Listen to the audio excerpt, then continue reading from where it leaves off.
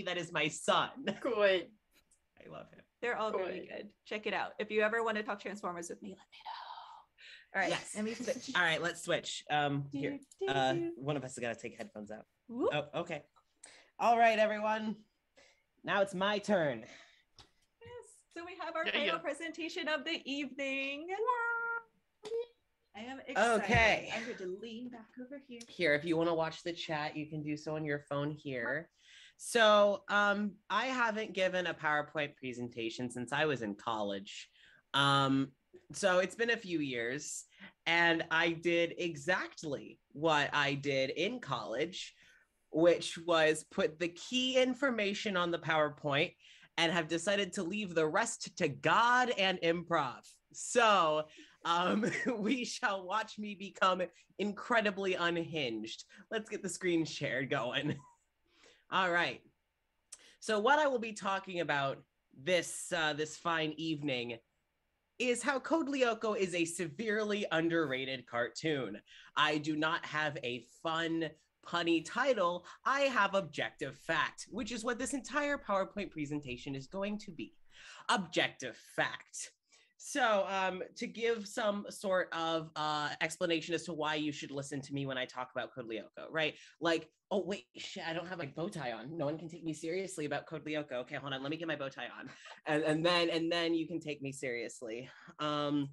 So now this is someone now that I have my bow tie on, I also am here to tell you that I do have many years of experience with this media. I have been obsessed with this cartoon ever since I was about 9 years old. For those mathematicians out there, that's a very long fucking time considering I'm 25. So I have been very in love with this cartoon since the early 2000s when it came to America. I would watch it every week at my grandma's house. I would drag my mother to my grandma's house so that I could watch the new episode, Family Dinner Get Fucked. So I will be telling you all why you all should have also said fuck you to Family Dinner and been watching Code Lyoko on Wednesdays at 8 p.m. Eastern Standard Time on your basic channel, Cartoon Network. Let's go to the first slide. So Code Lyoko is a severely underrated cartoon. What is Code Lyoko? I'm so glad you asked because not enough people know this. Code Lyoko is a French cartoon originally by Moon Scoop and then was dubbed by Funimation when brought over to the US. Now, Code Lyoko is not the original show. Actually, the original product was a cartoon called Garage Kids. Now, Garage Kids was created in 2001 by the names are French, so please forgive me for I will fuck them up. This is Tanya Palumbo and Thomas Romain. They were the original creators of Garage Kids. And then after getting approval to make a whole series, they were told, hey, this show is really dark. Let's maybe not have a junior high school student fall off of the top of a building.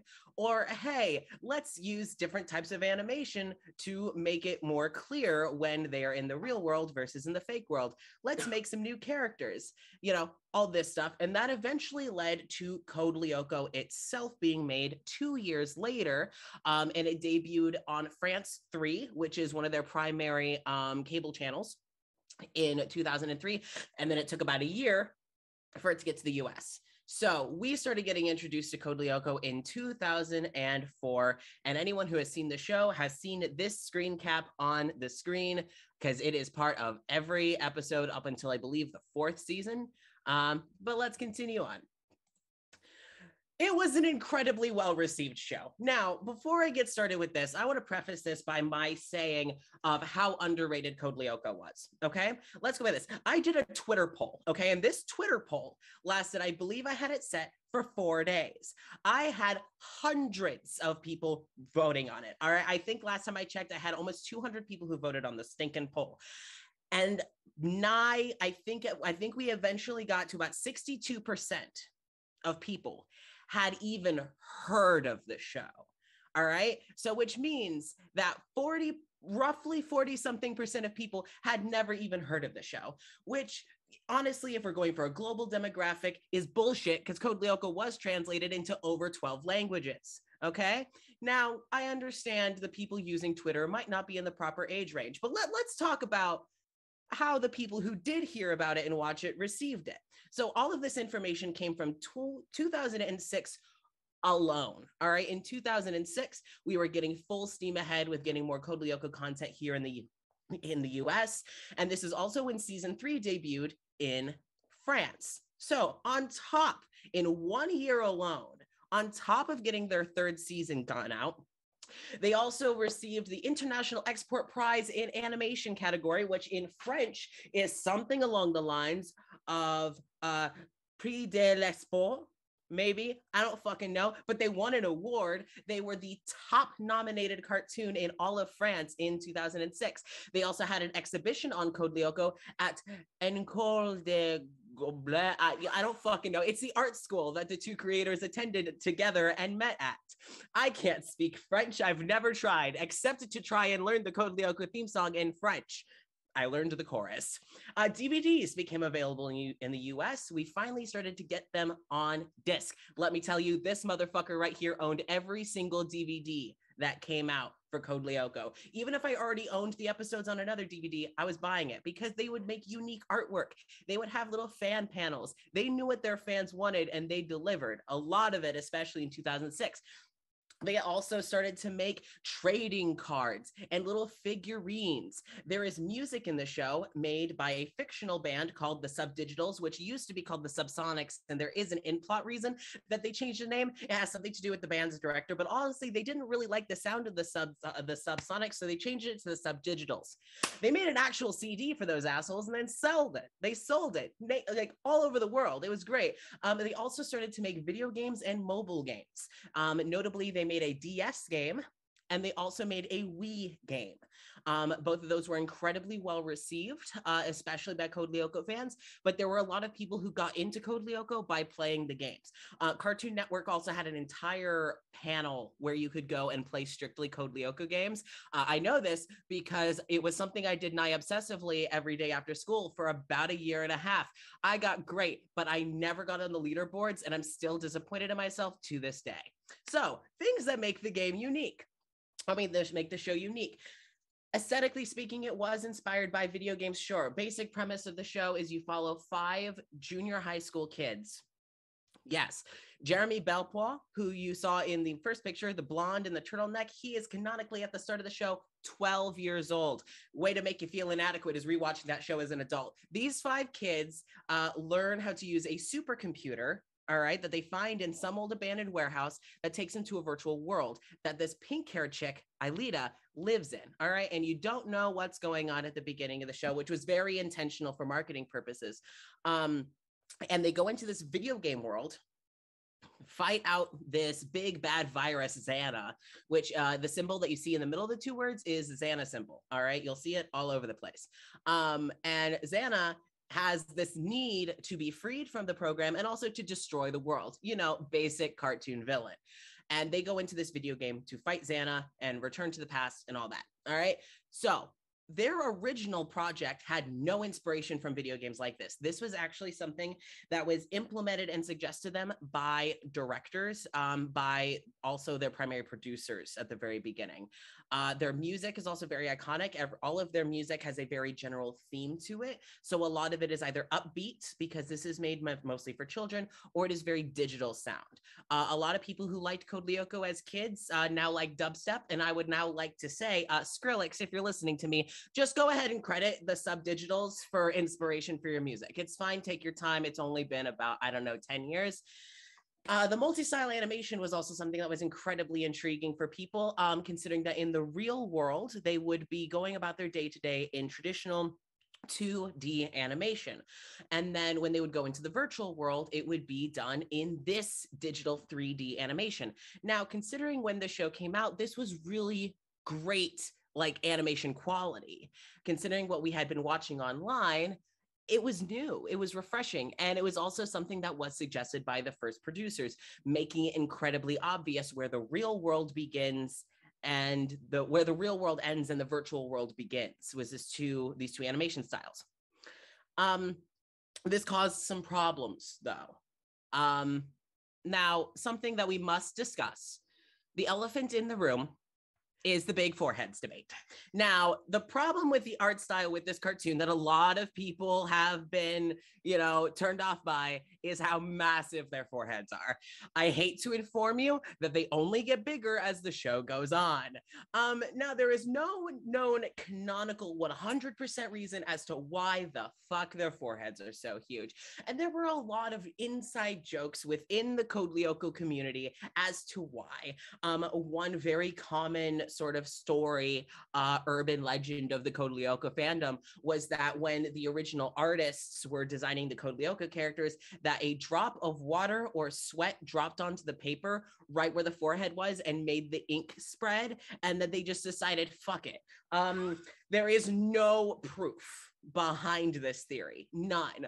But when you have nothing, you grasp at straws. Now, as far as actual theories, there are 3 common theories. The first one is that both the original creators, Thomas and whatever the fuck her name was, Tanya, I believe, they were both massive fucking weebs. They are both huge fans of anime. Thomas now actually lives in Japan with his family, and he now creates cartoons out in Japan. So also fun fact, Thomas actually left the project in about 2003. So by the time Code Lyoko got to the United States, only one original creator remained. And she was the one who did the physical designs for the characters. Another thought that she may have had was to make the characters stand out from other traditional French media. Most cartoons in France were all kind of looking fairly similar, at least mainstream cartoons. So they thought to just really stylize their characters. Big foreheads, relatively big feet, fairly simple eyes.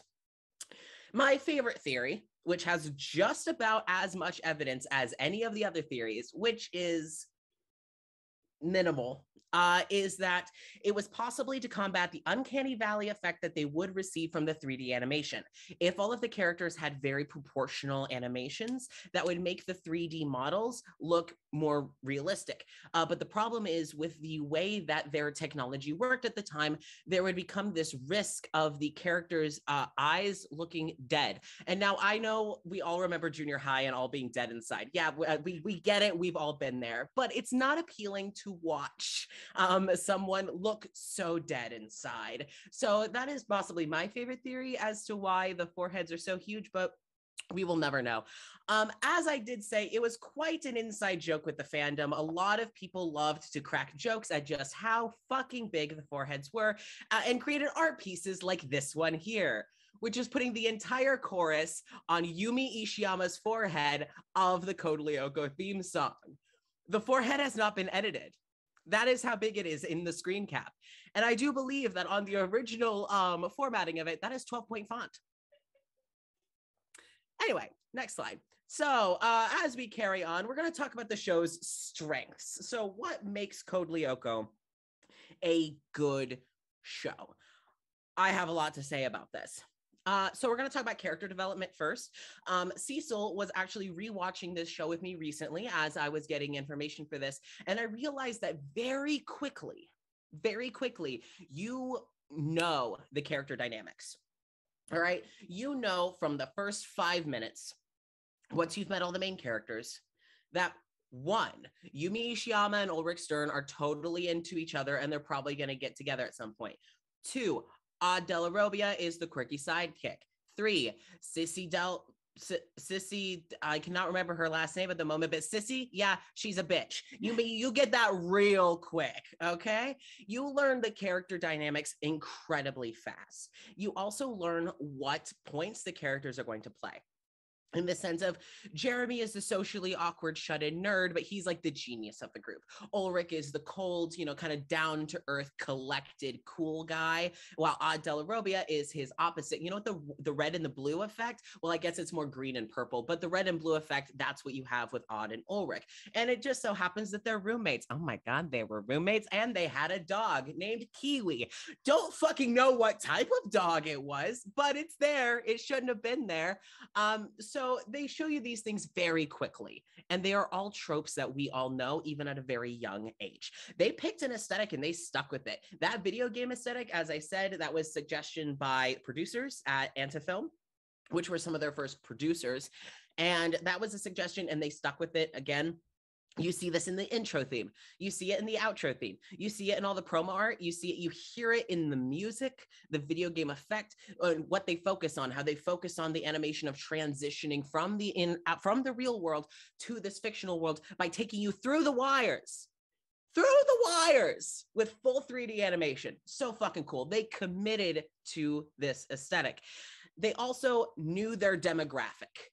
They knew that they were going to be catering for 12-year-olds. And so they wrote for 12-year-olds. And rewatching it, it's kind of like, you know, when you pass by a book in the store that you haven't read in ages, and you know that if you reread it, you'd hate it. But God, you know exactly why you liked it.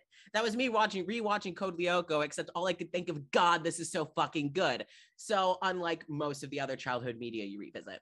The soundtrack, again, the music was great. Again, the subdigitals, they became the subsonics. What's great about the subdigitals is they actually had the characters in the show, and they drew out all the characters, and you met them. They were all named characters, and they had relation to the main characters. I believe it was like the singer of the subdigitals is actually a cousin to the school's gym teacher, Jim, the gym teacher at Katic Academy.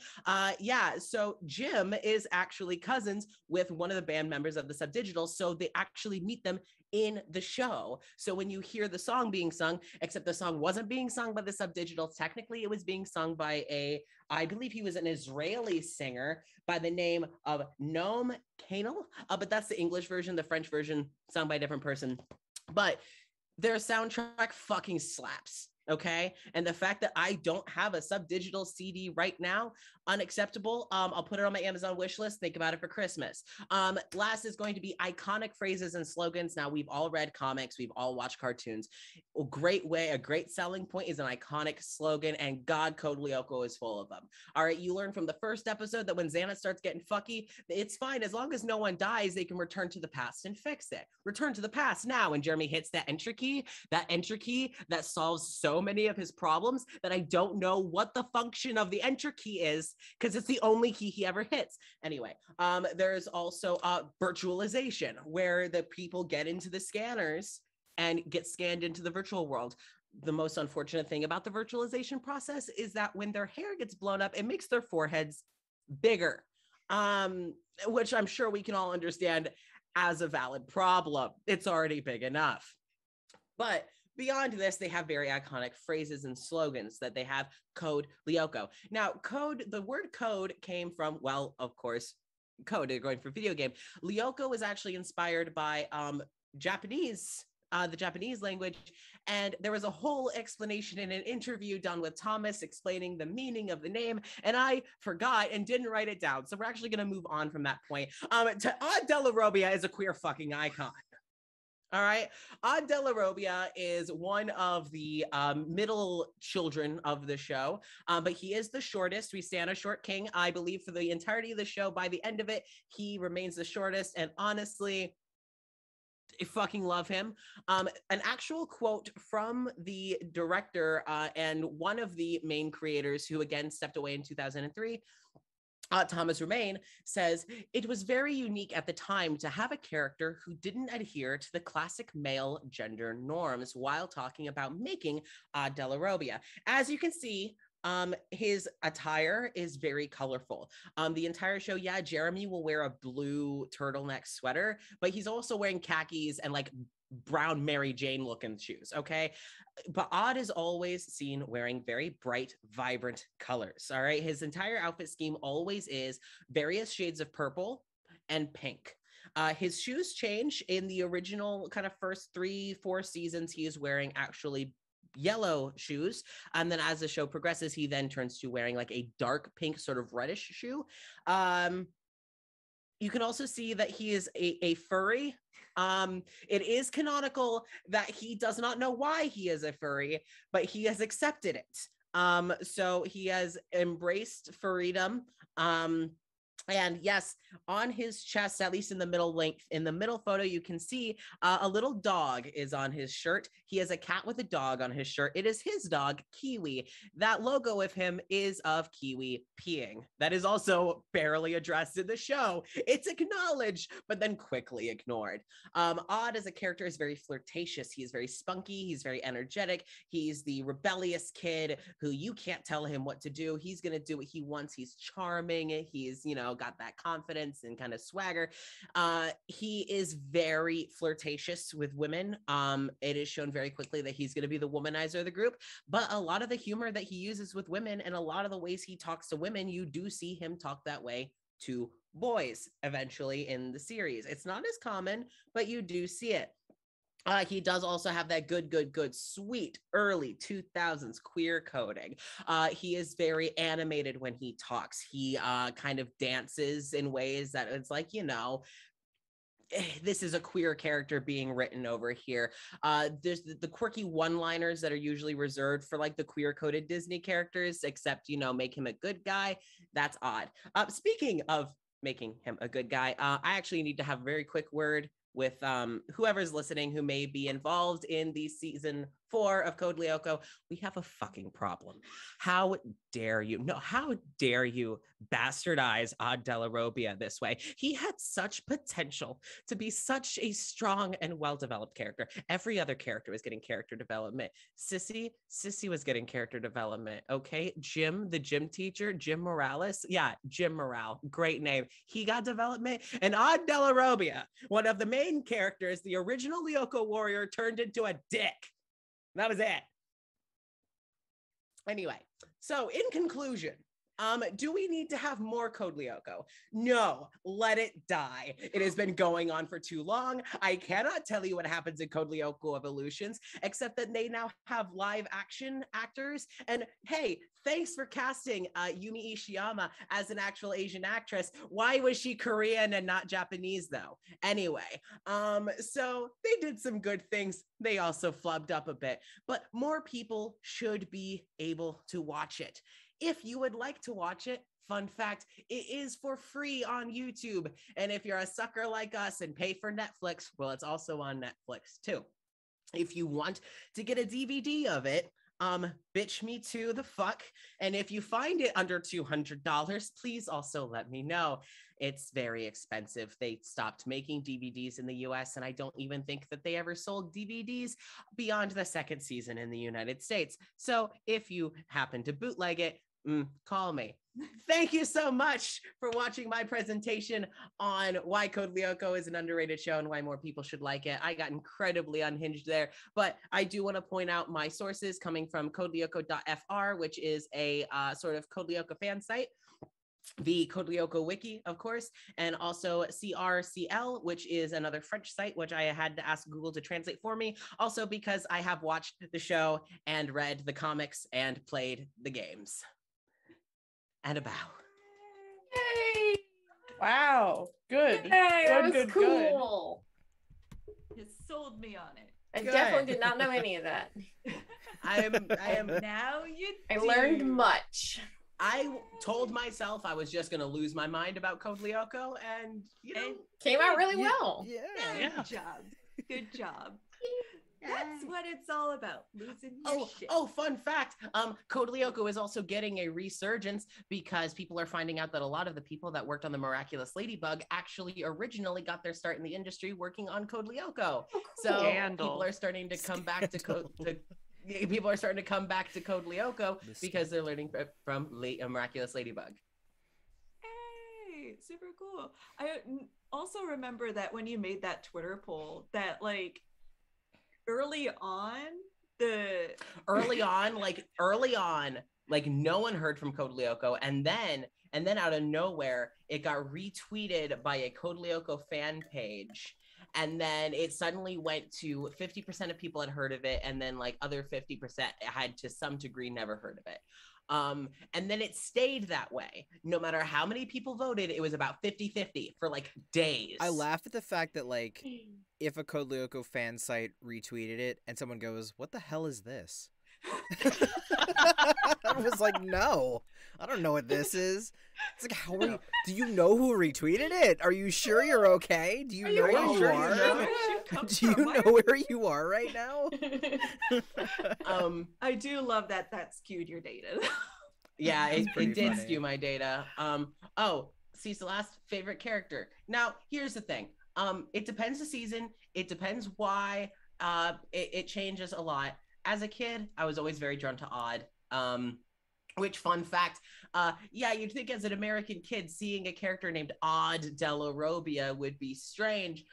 It was actually because they were the French creators were like, oh, Odd, the English word for this. So we'll name him because, it'll sound foreign to the French listeners. And then it got translated to America and they just left his name Odd. So people like, what the fuck kind of people are Odd's parents? For being like, oh, our blessed child, you strange little fuck, we'll call him Odd. Like, what the fuck? I mean, that's valid.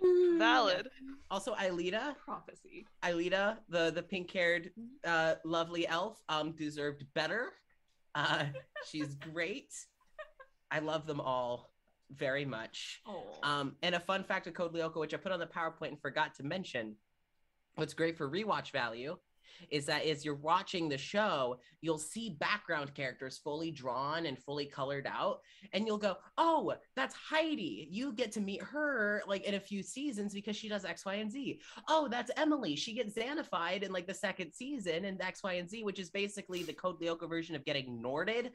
Except it makes more sense with Xana. It's like Xanorted. To get Xanorted is just straight up, it's just mind control. It's just good old-fashioned mind control. That's all it is. Good Good old-fashioned mind control. I approve of my traditional mind control. My traditional loss of bodily autonomy. Mind control. None of this time travel, merge thyself bullshit. Oh, don't worry. My second presentation will have to do with Code Lyoko. With I was like, another one? We're doing another one? Another one. I mean, I'll make it grand.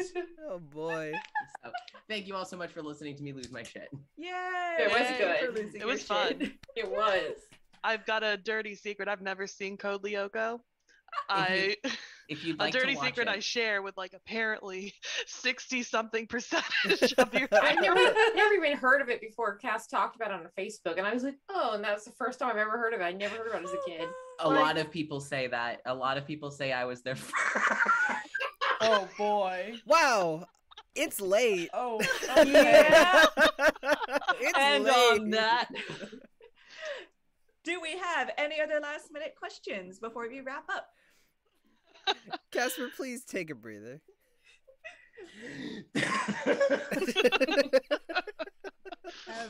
Have water. Thank Drink you. Yeah, water. drink some water, please. Hydrate. hydrate.